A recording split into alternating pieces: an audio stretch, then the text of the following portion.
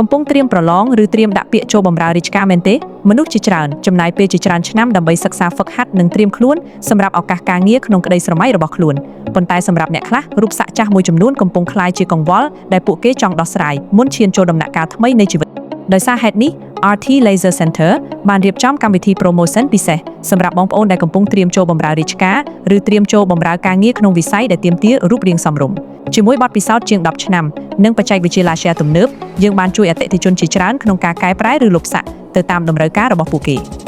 គម្រោងចាំរហូតដល់ថ្ងៃដាក់ពាក្យឬថ្ងៃប្រឡងព្រោះការលុបសាក់អាចត្រូវការពេលវេលាច្រើនដំណាក់កាលអាស្រ័យលើប្រភេទនិងទំហំសាក់ប្រសិនបើអ្នកកំពុងមានគម្រោងសម្រាប់អនាគតរបស់ខ្លួនថ្ងៃនេះអាចជាពេលវេលាដ៏ល្អក្នុងការចាប់ផ្ដើមរៀបចំខ្លួនឲ្យបានរួចរាល់ផ្ញើរូបភាពសាក់របស់អ្នកមកកាន់ RT Laser Center ដើម្បីទទួលបានការពិគ្រោះយោបល់និងការវាយតម្លៃដោយឥតគិតថ្លៃទំនាក់ទំនង093 371 367ឬ097 538